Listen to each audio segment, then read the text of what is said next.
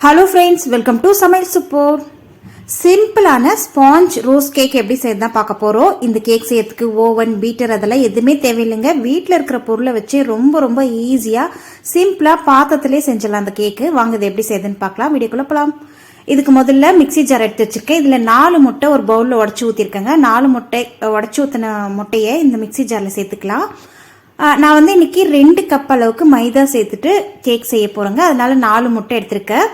இப்போ இந்த முட்டை கூடவே 1.5 கப் அளவுக்கு சுகர் சேர்த்துக்கலாம். 2 கப்பு மைதாக்கு 1.5 கப் அளவுக்கு சுகர் சரியா இருக்குங்க. 1 கப் இப்போ சேர்க்கிறேன். இன்னொரு 1/2 கப் சேர்த்துக்கலாம். டோட்டலா 1.5 கப் அளவுக்கு சுகர் சேர்த்திருக்குங்க. சப்போஸ் நீங்க 1 கப்பு மைதா சேர்க்கிறீங்கன்னா 2 முட்டை போதும். 3/4 கப் அளவுக்கு சுகர் சேர்த்து செய்யுங்க, சரியா இருக்கும். இது கூடவே ரோஸ் எசன்ஸ் சேர்க்கிறேங்க. ரோஸ் மில்க் எசன்ஸ் சேர்ப்போம் இல்லையா, அந்த எசன்ஸ் தான் சேர்க்கிறேன். நீங்க வெனிலா எசன்ஸ் வேணும்னா கூட சேர்த்துக்கலாம். நம்ம இன்னைக்கு ரோஸ் மில்க் கேக் செய்யறதுனால ரோஸ் எசன்ஸ் சேர்த்திருக்கேன். 1/2 டீஸ்பூன் அளவுக்கு சேர்த்திருக்கேன். இது நல்லா ஒரு 2 நிமிஷத்துக்கு நல்லா பீட் பண்ணிக்கோங்க. ஏன்னா சக்கரை முட்டையெல்லாம் நல்லா சக்கரை கரைஞ்சி முட்டையோட நல்லா ஒன்று சேர்ந்து வரணும். பாருங்க, இந்த அளவுக்கு நல்லா பீட் பண்ணிக்கோங்க. சக்கரை நல்லா கரைஞ்சி வந்துடணும். இப்போ அடுத்ததான் ஒரு மிக்சிங் பவுல் எடுத்து வச்சிருக்கேன். கூடவே ஜெல்லடை எடுத்து வச்சிருக்கேங்க. இது கூட 2 கப் அளவுக்கு மைதா சேர்த்துக்கலாம். மைதா வந்து ஜெலிச்சிட்டு எடுத்துக்கலாங்க. அப்பதான் நல்லா ஸ்மூத்தா மைதா கிடைக்கும். 1-2 மைதால கட்டி இருந்ததுன்னா கூட நல்லா உடஞ்சி ஸ்மூத் ஆயிடும். மைதாவை ஜலிச்சிக்கலாம். ஃப்ரெண்ட்ஸ், நம்ம சேனல்ல ஏற்கனவே நிறைய கேக் ரெசிபிஸ் போட்டிருக்கோங்க. அங்கன்வாடி சத்து மாவுல கேக் போட்டிருக்கோம். அதுக்கப்புறம் black forest cake, white chocolate cake, cherries cake, எக்கச்சக்கமான கேக் இருக்கு. நான் வீடியோல லிங்க் எல்லாம் கீழே டிஸ்கிரிப்ஷன் பாக்ஸ்ல கொடுக்குறேன். செக் பண்ணி பாருங்க. பிளேலிஸ்ட்லயும் போய் செக் பண்ணி பாருங்க. இப்ப பாருங்க, நல்லா ஜலிச்சாச்சு. அடுத்ததா இது கூட 2 டீஸ்பூன் அளவுக்கு பேக்கிங் பவுடர் சேர்த்துக்கலாம். இது எல்லா ஷாப்லயும் அவைலபிளா கிடைக்குதுங்க. ஒரு டப்பா வாங்கி வச்சுட்டோம்னா நமக்கு அடிக்கடி கேக் செய்வ, பன், அதுக்கப்புறம் இந்த மாதிரி பேக்கரி ஐட்டம்ஸ் செய்யறதுக்கு யூஸ் ஆகும். பிஸ்கெட் செய்ய கூடவே 1/2 டீஸ்பூன் அளவுக்கு குக்கிங் சோடா, நம்ம வீட்டுல யூஸ் பண்ணுவோம் இல்லையா, அந்த சோடா சேர்த்திருக்க. இதையும் நல்லா ஜலிச்சுக்கலாங்க. அவ்வளவுதான். இப்ப எல்லாத்தையும் ஜலிச்சாச்சு. இந்த பாருங்க, அந்த சோடாலையும் கட்டி இருக்கும். இந்த மாதிரி ஸ்பூன்ல அழுத்தி விட்டோம்னா உடஞ்சிடும். இப்ப இந்த சோடா எல்லாம் சேர்த்திருக்கோம் இல்லையா, பேக்கிங் பவுடர், பேக்கிங் சோடா, இந்த மைதாவெல்லாம் நல்லா ஒரு முறை கலந்து விட்டுக்கோங்க. எல்லாம் ஒன்னோட ஒண்ணு நல்லா சேர்ந்து வரணும். நல்லா கலந்ததுக்கு அப்புறம் இதுக்குள்ள காய்ச்சி ஆற வச்ச பால் எடுத்திருக்கேங்க. 1 கப் அளவுக்கு பால் எடுத்திருக்கேன். பால் வந்து கொஞ்சம் கொஞ்சமா இந்த மாதிரி சேர்த்துட்டு கலந்துக்கலாம். காய்ச்சி ஆற வச்ச பாலுங்க. ஏற்கனவே அங்கன்வாடி சத்து மாவு கேட்கல, நான் சொல்லாம விட்டுட்டேன். நிறைய பேர் கீழே கமெண்ட்ல கேட்கறது இதுதான், காய்ச்ச பாலா காய்க்காத பாலான்ட்டு. காய்ச்சி ஆற வச்ச பாலுங்க. நம்ம ஏற்கனவே மிக்சி ஜார்ல அடிச்சு வச்சிருக்கோம் இல்லையா, அந்த ரோஸ் முட்டை, சர்க்கரை, ரோஸ் எசன்ஸ் எல்லாம் அதையும் இது உள்ள சேர்த்துட்டு நல்லா மிக்ஸ் பண்ணிக்கலாங்க. நல்லா இந்த மாதிரி ஒன்ன போல ஒரே மாதிரி மிக்ஸ் பண்ணிக்கோங்க. கட் அண்ட் ஃபோல்டு மெத்தட்ல மிக்ஸ் பண்ணீங்கன்னா மாவு வந்து நல்லா ஸ்மூத்தா மிக்ஸ் ஆகி வந்துடும். கட்டிகள் எதுவும் இல்லாம நல்லா இந்த மாதிரி ஒரு 10-15 நிமிஷத்துக்கு மிக்ஸ் பண்ணிக்கோங்க. ஓரளவுக்கு மிக்ஸ் ஆனதுக்கு அப்புறம் இதுல 1/2 கப் அளவுக்கு ரீஃபைண்ட் ஆயில், அப்படி இல்லைன்னா சன்ஃபிளவர் ஆயில், அப்படி இல்ல வெஜிடபிள் ஆயில், 3 ஆயில் ஏதாவது ஒன்று சேர்த்துக்கோங்க. பிளேவர் இல்லாத ஆயில் நீங்க எது வேணாலும் யூஸ் பண்ணிக்கலாம். கடலை எண்ணெய், நல்லெண்ணெய், தேங்காய் எண்ணெய் அந்த மாதிரி யூஸ் பண்ணாதீங்க. ஏன்னா அந்த எண்ணெயில வாசனை வரும். இந்த அளவுக்கு ஸ்மூத்தா கேக் பேட்டர் ரெடி ஆயிடுச்சு. அடுத்ததா கேக் பாத்திரம் நம்ம ரெடி பண்ணிக்கலாங்க. வீட்டுல இருக்கிற ஏதாவது ஒரு அலுமினிய பாத்திரமோ சில்வர் பாத்திரமோ இந்த மாதிரி அகலமா இருக்கிற மாதிரி எடுத்துக்கோங்க. அதுக்கு மேல லைட்டா ஆயில் அப்ளை பண்ணிட்டு நான் வந்து பட்டர் ஷீட் செட் பண்ணிருக்கேன். பட்டர் ஷீட் இல்லைன்னா பரவாயில்ல, அதுக்கு மேலே மைதா மாவை நல்லா தூவிட்டுக்கோங்க. ரெடி பண்ணிருக்க கேக் பேட்டர் இந்த மாதிரி ஒரே அடியா சாச்சிடலாம். பாருங்க, ஸ்மூத்தா சூப்பரா இறங்கிடுச்சுல. இந்த அளவுக்கு நீங்க கேக் பேட்டரை ரெடி பண்ணிக்கணும். அடுத்ததா இந்த வீடியோல காட்டியிருக்கிற மாதிரி ஒரு கம்பியோ இல்ல டூத் பிக்கை வச்சு இந்த மாதிரி சுத்தி விட்டுக்கோங்க. ஏர் பபிள்ஸ் ஏதாவது லாக் ஆயிருந்தா ரிலீஸ் ஆயிக்கும். கைகளாலையும் 2 டைம் இந்த மாதிரி டேப் பண்ணி விட்டுக்கோங்க. இப்ப கேக் பேக் பண்ணிக்கலாம். அதுக்காக அடிகனமான பாத்திரம் ஒன்று வச்சிருக்கேங்க. அதுக்குள்ள ஸ்டாண்ட் வச்சிருக்கேன். ஏற்கனவே 10 நிமிஷம் நல்லா பாத்திரம் ப்ரீ ஹீட் பண்ணி வச்சுட்டேன். இப்ப அதுக்குள்ள நம்ம ரெடி பண்ணி வச்சிருக்க கேக் பேட்டர் பாத்திரத்தை வச்சுட்டு மூடி போட்டு அதுக்கு மேல ஒரு வெயிட்டான பொருள், ஒரு ஏதாவது இடிக்கல்லோ தோசை தவாவோ வச்சிருங்க. ஒரு 20 நிமிஷம் அப்படியே விட்டுருங்க. 20 நிமிஷம் ஆனதுக்கு அப்புறம் ஓபன் பண்ணி பார்க்கலாம். டோட்டலா கேக் பேக் ஆகிறதுக்கு 40-45 மினிட்ஸ் ஆகும். பாருங்க, 20 மினிட்ஸ் ஆயிடுச்சு. ஓபன் பண்ணி பார்த்தனா ஓரளவுக்கு கேக் வந்து உப்பி வந்திருக்கு இல்லையா. இப்ப வந்து இதுக்கு மேல நான் வந்து கொஞ்சம் பாதாம், பிஸ்தா, முந்திரி கட் பண்ணி வச்சிருக்கேங்க. அது மேல தூவிட்டுக்கலாம். இது வந்து ஆப்ஷனல் தான், வேணும்னா சேர்த்துக்கோங்க, இல்லைன்னா இந்த ஸ்டெப்பை ஸ்கிப் பண்ணிக்கலாம். இந்த சமயத்துல சேர்க்கும் போது தான் நம்ம கேக் வெந்து வரும்போது கரெக்டா இருக்குங்க. முதல்ல சேர்த்துட்டோம்னா இந்த நட்ஸ் எல்லாம் உள்ள போயிடும், மேல எதுவும் தெரியாது. அதனாலதான் மேல இந்த சமயத்துல சேர்த்திருக்கேன். அடுத்து 20-25 மினிட்ஸ் கழிச்சு நம்ம ஓபன் பண்ணி செக் பண்ணி பார்க்கலாம் கேக் வெந்திருக்கா இல்லையான்ட்டு. ஸ்டவ் வந்து மீடியம் ஃபிளேம்ல வச்சுக்கோங்க, அப்பதான் சரியா இருக்கும். இப்போ ஓபன் பண்ணி பார்க்கலாம். வாவ், கேக் நல்லா பேக் ஆகி வந்திருக்குங்க. செக் பண்ணி பார்க்கலாம். இந்த மாதிரி கம்பியோ டூத் பிக்கோ சென்டரா விட்டு பாருங்க, ஒட்டாம வரணும். கம்பியில சப்போஸ் ஒட்டுச்சுன்னா இன்னொரு 5 நிமிஷம் 10 நிமிஷம் சேர்த்து கேக்கை பேக் பண்ணிக்கலாங்க. இப்ப சரியா இருக்கு, ஒட்டல. இப்ப வெளியே எடுத்துடலாம். பாருங்க, பாத்திரத்துல வைக்கிறோம், வெறும் பாத்திரத்துல வைக்கிறோம், புகை வாசனை வராதான் நிறைய பேர் கேக்குறீங்க. அப்படிலாம் எந்த வாசனையும் வராதுங்க. அடி கனமான கடாயோ பாத்திரமோ யூஸ் பண்ணுங்க, அப்பதான் நல்லா இருக்கும். இப்ப பாருங்க, கேக் நல்லா ஆற விட்டுருங்க. ஆறுனதுக்கு அப்புறம் தான் நம்ம டிமோல்ட் பண்ணி தனியா எடுக்கணும். நான் வந்து நல்லா 2 hours ஆற வச்சுட்டேன். ஆறுனதுக்கு அப்புறம் இந்த மாதிரி கத்தியால சுத்தி எடுத்து விட்டுக்கோங்க. எடுத்துட்டு மேல ஒரு பிளேட் போட்டு கவுத்தோம்னா கேக் ஈஸியா தனியா வந்துடும். பாத்தீங்களா, சூப்பரா cake rose milk cake ready ஆயிடுச்சு. அந்த பட்டர் ஷீட்டை அப்படியே வெளியே எடுத்துடலாம். சப்போஸ் நீங்க பட்டர் ஷீட் போடாம நீங்க செஞ்சீங்கன்னா கூட இந்த அளவு கேக் நல்லா தனியா வந்துருங்க. அவ்வளோதான், சூப்பரான ஸ்பாஞ்சியான ரோஸ் மில்க் கேக் ரெடி ஆயிடுச்சு. கேக் இப்போ கட் பண்ணிடலாம். பாருங்க, நைஃப் எவ்வளோ சூப்பராக சாஃப்டாக இறங்குதுன்னு. சூப்பரான ஸ்பாஞ்சியான ரோஸ் மில்க் கேக் ரெடி ஆயிடுச்சுங்க. ரொம்ப ரொம்ப சூப்பராக இருக்கும் டேஸ்ட்டு. பார்க்கும்போதே தெரியும் உங்களுக்கு எந்த அளவுக்கு ஸ்பாஞ்சியாக இருக்குது பாருங்க கேக்கு. கண்டிப்பாக சேம் இதே மெத்தடில் நீங்களும் ட்ரை பண்ணி பார்த்துட்டு மறக்காமல் கமெண்ட் செக்ஷனில் ஷேர் பண்ணுங்கள். ஸ்பாஞ்சான இந்த கேக் ரெசிபியை நீங்கள் செய்து பார்த்துட்டு குழந்தைங்களுக்கு செஞ்சு கொடுங்க. கிட்ஸ்லாம் ரொம்ப விரும்பி சாப்பிடுவாங்க இந்த கேக்கை. நம்ம சேனலில் போட்டிருக்கிற ஏற்கனவே கேக் ரெசிபிஸ் லிங்க்லாம் கீழே டிஸ்கிரிப்ஷன் பாக்ஸில் கொடுக்குறேன், கண்டிப்பாக செக் பண்ணி பாருங்க. பிளாக் ஃபாரஸ்ட் கேக்லாம் ரொம்ப ரொம்ப ஈஸியாக செஞ்சிடலாங்க. இந்த ரோஸ் மில்க் கேக் ரெசிபி உங்களுக்கு பிடிச்சிருந்தா வீடியோக்கு ஒரு லைக் கொடுக்க மறந்துடாதீங்க. ஃப்ரெண்ட்ஸ் அண்ட் ரெடியோக்கு ஷேர் பண்ணுங்க. நம்ம சமையல் சூப்பர் சேனலை சப்ஸ்கிரைப் பண்ணிட்டு கூட ஆல் என்ற பெல்லை கிளிக் பண்ணி வச்சுக்கோங்க. நன்றி, வணக்கம். ஒன்லி ஒன் ஓரியோ பிஸ்கெட்டை வச்சு இன்னைக்கு கேக் செய்ய போறோங்க. அந்த பிஸ்கெட்லயே நம்ம டெக்கரேட்டிவும் பண்ண போறோம். அது எப்படின்னு தான் இந்த வீடியோல ஃபுல் அண்ட் ஃபுல் பாருங்க. ஈஸியான மெத்தட்ல சொல்லியிருக்கேன்.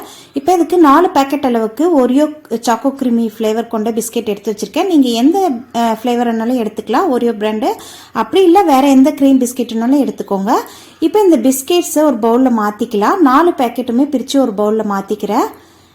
இந்த பிஸ்கெட்ஸில் சென்ட்ரா க்ரீம் இருக்கு இல்லைங்களா, அந்த க்ரீமை நம்ம தனியாக எடுத்துடலாங்க. ஒவ்வொரு பிஸ்கெட்டில் இருக்கிற க்ரீமையும் தனியாக எடுத்துடலாம்.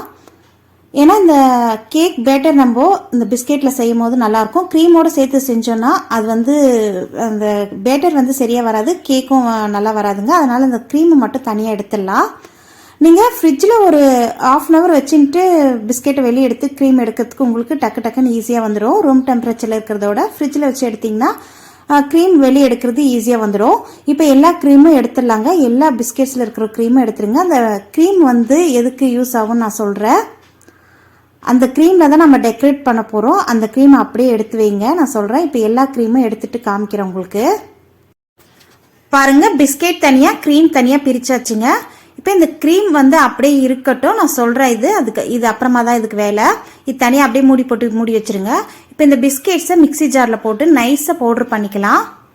மிக்சி ஜாரில் 2 முறையாக சேர்த்துக்கோங்க. பெரிய மிக்சி ஜாராக இருந்தால் ஒரே முறை அரைச்சிக்கலாம். நான் சின்ன ஜாராக இருக்கிறதுனால 2 டைமாக போட்டு அரைச்சிக்கிறேன். நல்ல ஃபைன் பவுடராக அரைச்சிக்கோங்க. பல்ஸ் மோடில் கொடுத்து அரைச்சிங்கன்னா நல்லா இந்த மாதிரி பாருங்கள் ஃபைன் பவுடராக ஆயிடுச்சு. இப்போ அதை ஒரு மிக்சிங் பவுலில் மாற்றிக்கலாம். நெக்ஸ்ட் பேட்சும் இதே போல் நல்லா நைஸாக பவுடர் பண்ணி எடுத்துக்கலாம். பாருங்கள், 2 ஜாரும் அரைச்சாச்சு. 2 ஜாருமே மிக்சிங் பவுலில் மாற்றியாச்சு. சேம் அதே ஜாரில் 1/4 கப் அளவுக்கு சுகர் சேர்த்துக்கலாங்க. சுகர் சேர்த்து இதையும் நல்லா நைஸாக பவுடர் பண்ணி எடுத்துகிட்டு வந்துடலாம். பாருங்கள், சுகரையும் நல்லா பவுடர் பண்ணியாச்சு.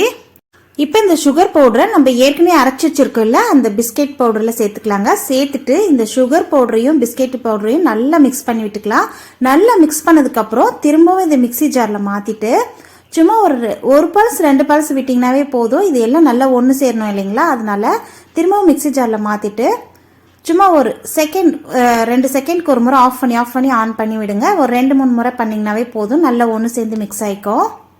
பாருங்க, சுகர் பவுடரும் பிஸ்கெட் பவுடரும் நல்லா மிக்ஸ் ஆகிக்கிச்சு. இப்போ இதுலேருந்து ஒரு 4 டேபிள் ஸ்பூன் அளவுக்கு தனியாக எடுத்து வைக்கலாங்க. இது எதுக்குன்னா நம்ம கடைசியாக கேக் மேலே டெக்கரேட்டிவ் பண்ணுறதுக்காக இது தனியாக இருக்கட்டும். அப்படியே அதை என்ன பண்ணுறதுன்னு நான் அப்புறமா சொல்கிறேன். இப்போ இந்த பிஸ்கெட் பவுடரும் சுகர் பவுடரையும் ஒரு நல்ல ஒரு தாராளமாக இருக்கிற மிக்சிங் பவுலில் மாற்றிட்டு இது கூடவே 3 டேபிள் ஸ்பூன் அளவுக்கு ரீஃபைண்ட் ஆயில், அப்படி இல்லைன்னா சன்ஃப்ளவர் ஆயில் சேர்த்துக்கோங்க. ஃப்ளேவர் இல்லாத ஆயில் நீங்கள் எது வேணாலும் சேர்த்துக்கலாம். இது கூடவே 1/2 டீஸ்பூன் அளவுக்கு பேக்கிங் பவுடர் சேர்க்குறேன். உங்ககிட்ட பேக்கிங் பவுடர் இல்லைன்னா பேக்கிங் சோடா 1/2 டீஸ்பூன் அளவுக்கு சேர்த்துக்கோங்க. அப்படி அதுவும் இல்லைன்னா ஈனோ பவுடர் ஒரு பேக்கெட், சின்ன பேக்கெட் அளவுக்கு சேர்த்துக்கோங்க. இப்போ இதுக்குள்ளே காய்ச்சி ஆற வச்ச பால் 1/4 கப் அளவுக்கு கொஞ்சம் கொஞ்சமாக நீங்கள் பால் சேர்த்துக்கணும், மொத்தமாக சேர்த்துற வேண்டாம். 1/4 கப் அளவுக்கு காய்ச்சி ஆற வச்ச பால் எடுத்து வச்சுட்டு இந்த மாதிரி கொஞ்சம் கொஞ்சமாக சேர்த்துட்டு நல்லா ஒரே டைரெக்ஷனில் திருப்பி விட்டுக்கோங்க. நல்லா இந்த மாதிரி கலந்து விட நல்லா ஸ்மூத்தாக ஒரு 2 நிமிஷத்துக்கு எல்லாமே நல்லா ஸ்மூத்தாகிடும். தேவைப்பட்டதுன்னா பால் இன்னும் கொஞ்சம் சேர்த்துக்கலாம். பாருங்க, பேட்டர் கொஞ்சம் திக்காக இருக்கிற மாதிரி இருக்குது. ரொம்ப திக்காக இருந்ததுனாலையும் கேக் ஹார்ட் ஆகிடும், ரொம்ப லூஸாக இருந்ததுனாலையும் கேக் உடஞ்சி வந்துடுங்க. அதனால் மீடியமாக இந்த மாதிரி இருக்கணும். இன்னும் கொஞ்சம் பால் சேர்க்கலாம், ஏன்னா ரொம்ப திக்காக இருக்கிற மாதிரி இருக்குது. அதனால் இன்னும் கொஞ்சம் பால் சேர்த்துட்டு இந்த மாதிரி கலந்து விட்டுக்கலாம். பால் நான் சொன்ன மாதிரி ஒரே அடியாக சேர்க்காம இந்த மாதிரி கொஞ்சம் கொஞ்சமாக கலந்து விட கொஞ்சம் கொஞ்சமாக சேர்த்துக்கோங்க. பாருங்கள், இதுதான் சரியான கன்சிஸ்டன்சியில் இருக்குது. இப்போ எடுத்து விட்டோன்னா லூஸாக இருக்கணும், கரெக்டான கன்சிஸ்டன்சியில் இருக்குங்க. இப்போ அடுத்ததாக கேக் டின்னில் நம்ம ஊற்றிக்கலாம், அது செட் பண்ணிக்கலாம். கேக் டின் நான் இன்னைக்கு சில்வர் பாத்திரம் தான் எடுத்து வச்சுருக்கேன். சில்வர் பாத்திரத்தில் லைட்டாக அந்த மாதிரி ஆயிலோ அப்படி இல்லைன்னா நெய்யோ கொஞ்சம் அப்ளை பண்ணிக்கோங்க. பட்டர் எது வேணாலே அப்ளை பண்ணிக்கோங்க. அதுக்கு மேலே நான் பட்டர் ஷீட் போட்டிருக்கேன். பட்டர் ஷீட் இல்லைன்னா ஒன்றும் பரவாயில்ல, லைட்டாக மைதா மாவோ கோதுமாவோ ஸ்ப்ரெட் பண்ணி விட்டுட்டு இப்போ நம்ம ரெடி பண்ணி வச்சுருக்க பேட்டரை இந்த மாதிரி ஒரு ரெடியாக சாய்ச்சிருங்க. பேட்டர் நம்ம ஊற்றும் போதே தெரியும் எவ்வளோ ஸ்மூத்தாக இறங்குச்சுன்னு. இப்போ இந்த பேட்டர் பாத்திரத்தை நல்லா 2-3 டைம் டேப் பண்ணி விட்டுக்கலாம். அடுத்ததாக குக்கர் ஒரு 10 நிமிஷம் நல்லா ப்ரீட் பண்ணி எடுத்து வச்சுருக்கேங்க. குக்கர் உள்ள ஒரு பிளேட், சின்ன பிளேட் கவுத்து போட்டிருக்கேன். அதுக்குள்ளே நம்ம ரெடி பண்ணி வச்சுருக்க கேக் பேட்டரை வச்சுட்டு குக்கர் ஆல்ரெடி 10 நிமிஷம் ப்ரீட் பண்ணியிருந்தாலும் சூடாக இருக்குது. இப்போ குக்கருடைய மூடியில் குக்கர் கேஸ்கெட் எதுவும் போடாதீங்க, அதே மாதிரி விசிலும் போடக்கூடாது. மூடி சாதாரணமாக மூடி போட்டுட்டு விட்டுடலாங்க. மீடியம் ஃப்ளேமில் வச்சுக்கோங்க.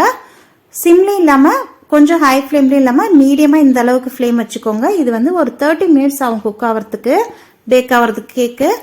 பாருங்கள், 30 மினிட்ஸ் ஆயிடுச்சு. ஓப்பன் பண்ணி பார்க்கலாம் கேக் வெந்திருக்கா இல்லையான்ட்டு. ஒரு டூத் பிக்கோ நைஃபோ இல்லை இந்த மாதிரி கம்பியோ விட்டு பார்த்தோன்னா தெரியும் கேக் நல்லா உப்பி வந்திருக்கு.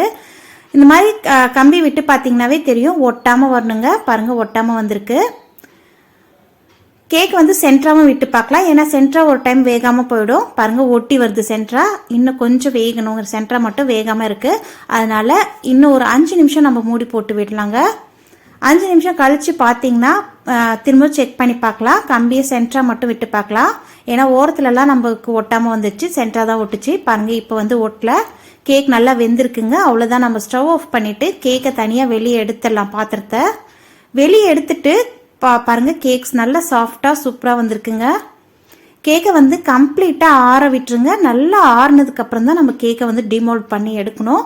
சூடாக இருக்கும் போது நம்ம கத்தி வச்சு சுத்திரி எடுத்தா கூட கேக் பாத்திரத்திலே பிடிச்சிட்டு ஒட்டிக்கோங்க. அதனால நல்லா ஆறட்டும். அடுத்தது நம்ம இந்த பிஸ்கெட்ல இருந்த க்ரீம் எடுத்து வச்சிருந்தோம் இல்லையா, அந்த பிஸ்கெட்ல இருக்கிற க்ரீமை இந்த மாதிரி ஹேண்ட் விஸ்க் வச்சு லைட்டாக அந்த மாதிரி பிளெண்ட் பண்ணிக்கலாம். கொஞ்சம் லைட்டாக பண்ணதுக்கப்புறம் இதுக்குள்ளே 1 டீஸ்பூன் அளவுக்கு மட்டும் நம்ம ஏற்கனவே பால் எடுத்து வச்சிருக்கோம் இல்லையா, நம்ம 1/4 கப் பாலும் செலவாகல மீதி இருக்குது. அந்த காய்ச்சி ஆற வச்ச பால்லே ஆறின பால் தாங்க நான் சேர்த்து கொஞ்சம் கொஞ்சமாக 1 டேபிள் ஸ்பூன் அளவுக்கு தான் சேர்த்துருக்கேன். சேர்த்துட்டு இந்த மாதிரி மிக்ஸ் பண்ணி விட்டுக்கோங்க. மிக்ஸ் பண்ண பார்த்தீங்கன்னா இந்த மாதிரி நல்லா கரைஞ்சி வந்துடும். கொஞ்சம் இது க்ரீமியான கன்சிஸ்டன்சி கொண்டு வந்துக்கலாம், ஏன்னா கேக் மேலே அப்ளை பண்ண போகிறோம். அதனால கொஞ்சம் க்ரீமியாக இருக்கணும். பால் இதுலேயும் அதிகமாக சேர்த்துறாதீங்க, கொஞ்சம் கொஞ்சமாக சேர்த்து இந்த மாதிரி கலந்து விட்டுட்டே வாங்க. இந்த மாதிரி ஹேண்டு விஸ்க் இல்லைன்னா நீங்கள் ஸ்பூன், ஃபோக்கோ இல்லை ஸ்பூனோ வச்சு கூட கலந்து விடுங்க, நல்லா ஸ்மூத்தாக இருக்கும். இந்த அளவுக்கு இருந்தால் சரியாக இருக்கும், நம்ம கேக் மேலே அப்ளை பண்ணுறதுக்கு கரெக்டாக இருக்குங்க. அடுத்ததான் நம்ம பிஸ்கெட் பவுடர் எடுத்து வச்சிருந்தோம் இல்லையா, அதுலேயும் ஒரே 1 டேபிள் ஸ்பூன் அளவுக்கு காய்ச்சி ஆற வச்ச பால் சேர்த்துட்டு இந்த மாதிரி நல்லா கலந்து விட்டுட்டே வாங்க. ஃபஸ்ட்டு உங்களுக்கு கெட்டியாக இருக்கிற மாதிரி தான் இருக்கும். இதில் சுகர் சேர்த்துருக்கிறதுனால பாலும் கொஞ்சம் சேர்த்துருக்கிறதுனால உங்களுக்கு பெசர நல்லா உங்களுக்கு கெட்டியாகி வந்துருங்க. அவசரப்பட்டு இன்னும் கொஞ்சம் பால் சேர்த்துட்டிங்கன்னா தொலைன்னு ஆகிடும். அதுக்கப்புறம் நமக்கு அந்த ஷேப் கிடைக்காது மேலே டெக்கரேட்டிவ் பண்ணுறதுக்கு. இது ரோஸ் பெட்டல்ஸ் பண்ணுறதுக்காக இந்த பிஸ்கெட் பவுடரை நம்ம ரெடி பண்ணியிருக்கோம். இந்த மாதிரி பிசைஞ்சு விடவே நல்லா ஒன்று சேர்ந்து வந்துடும். அடுத்ததாக இந்த மாதிரி ரவுண்டாக குட்டி குட்டியாக உருட்டிக்கலாம். இது ஒரு 6 பால்ஸ் வந்திருக்கு எனக்கு. 6 பால்ஸுமே இந்த மாதிரி தனித்தனியாக இந்த மாதிரி தட்டிக்கலாங்க. உள்ளங்கையில் வச்சு இந்த மாதிரி ப்ரெஸ் பண்ணிங்கனாவே நல்லா ரவுண்டாக ஷேப்புக்கு வந்துடும். இது ரொம்ப டைட்டாக இருந்ததுன்னா வெடிப்பு கிராக் வரும். அதனால அந்த மாதிரி இருக்கும்போது இன்னும் ஒரு 1/4 டீஸ்பூன் அளவுக்கு மட்டும் பால் சேர்த்துட்டு நல்லா ஸ்மூத்தாக பிசைஞ்சுக்கோங்க. அப்படி தொலைன்னு ஆகிட்டா கூட பரவாயில்ல, ஃப்ரீசரில் ஒரு 5 நிமிஷம் வச்சு எடுத்திங்கனாவே உங்களுக்கு நல்லா ஒட்டாமல் நல்லா வந்துடும். இப்போ பாருங்கள், எல்லாமே தட்டியாச்சுங்க. ஒரு 6 பீஸ் வந்தது இல்லைங்களா, 6 பீசஸும் நான் தட்டிட்டேன். இந்த மாதிரி 2 பார்ட்டிஷனாக பிரித்து ஒன்று மேலே ஒன்று வச்சுருக்கேங்க. இதை லைட்டாக அந்த மாதிரி வீடியோவில் காட்டியிருக்கிற மாதிரி ரோல் பண்ணிக்கோங்க. ரோல் பண்ணதுக்கப்புறம் பார்த்தீங்கன்னா சூப்பரா வந்திருக்குல்ல. எனக்கு ரொம்ப பிடிச்சதே இதுல இந்த ரோஸ் பெட்டல்ஸ் தாங்க. பாருங்க ரோஸ் பெட்டல்ஸ் அழகா வந்திருக்கு இல்லையா. இப்போ இதை 2 பார்ட்டிஷனா பிரிச்சுக்கலாம். ஒவ்வொன்றையும் இந்த மாதிரி 2 கட் பண்ணிக்கோங்க. நைஃப் வச்சு கட் பண்ணும்போது 4 பீசஸா கிடைக்கும். பாத்தீங்கன்னா ரோஸ் பெட்டல்ஸ்லாம் அழகான ரோஸா மாறிடுச்சு பாருங்க. சூப்பரா வந்திருக்குல்ல. நல்லா டெக்கரேட்டிவ்க்கு சூப்பரா நம்ம வீட்டிலேயே ரெடி பண்ணிட்டு பாருங்க. அந்த பிஸ்கெட்ஸை வச்சே சான்ஸே இல்லைங்க. இனி பர்த்டே ஃபங்க்ஷன், வீட்டில் எந்த ஃபங்க்ஷன் வந்தாலே நீங்கள் இந்த ரோஸ் பெட்டல்ஸை ரெடி பண்ணிடுவீங்கன்னு நினைக்கிறேன். இப்போ 4 ரோஸ் பெட்டல்ஸ் ரெடியாக இருக்குது. இப்போ அடுத்ததா பார்க்கவே சூப்பராக இருக்குல்ல. நான் சொன்ன மாதிரி எனக்கு ரொம்ப பிடிச்சதே இந்த ரோஸ் பெட்டல்ஸ் தான். இப்போ அடுத்ததா கேக் நல்லா ஆறி வந்திருக்குங்க. கேக்கை நல்லா இந்த மாதிரி கத்தியில் சைடில் எடுத்து விட்டுட்டு ஒரு பிளேட்டில் கவுத்து விட்டுக்கலாம். நீங்கள் சில்வர் பாத்திரம் தான் யூஸ் பண்ணணும், இல்லை அலுமினிய பாத்திரமோ உங்களுக்கு எது விருப்பமாக இருக்கோ நீங்கள் அதை யூஸ் பண்ணிக்கோங்க. சில்வர் அலுமினியம் எது வேணாலையும் நல்லா வரும் கேக்கு. பாருங்கள் கேக்கு கவுத்து விட்டதுக்கப்புறம் இந்த மேலே இருக்கு இல்லையா அந்த பட்டர் ஷீட்டை லைட்டாக அந்த மாதிரி எடுத்தாலே வந்துடும். பட்டர் ஷீட் போடலைனாலையும் கேக் நல்லா டிமோல்ட் ஆகி வந்துருங்க. கேக் பாருங்கள் சூப்பராக சாஃப்டாக ஸ்பாஞ்சியாக வந்திருக்கு. பார்க்கவே நல்லா இருக்குல்ல. சூப்பராக இருக்குங்க. இப்போ அடுத்ததா கேக் மேலே நம்ம டெக்கரேட்டிவ் பண்ணிக்கலாம். ஏற்கனவே க்ரீம் ரெடி பண்ணி வச்சிருக்கோம்ல, அந்த க்ரீமை வந்து சென்டராக நீங்கள் இந்த மாதிரி சாய்ச்சிங்கனாவே ஃபுல்லாக ஸ்ப்ரெட் ஆகிக்கும்.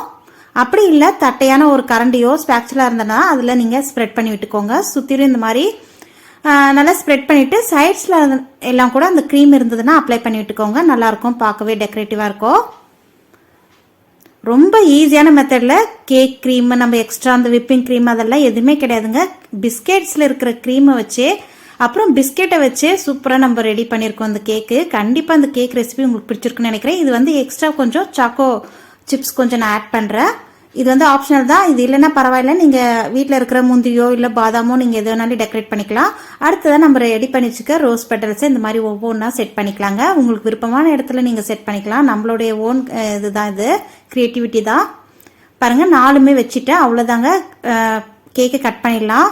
சூப்பரான ஓரியோ பிஸ்கெட் கேக் ரெடி ஆயிடுச்சு. சாஃப்டாக எவ்வளோ சூப்பராக நைஃப் இறங்குது பாருங்கள். கேக்கும் ஸ்பாஞ்சியும் அவ்வளோ சூப்பராக வந்திருக்கு. கண்டிப்பாக இந்த ஓரியோ பிஸ்கெட் கேக்கை நீங்களும் வீட்டில் ட்ரை பண்ணி பார்த்துட்டு மறக்காமல் கமெண்ட் செக்ஷனில் ஷேர் பண்ணுங்கள் எப்படி இருந்ததுன்ட்டு.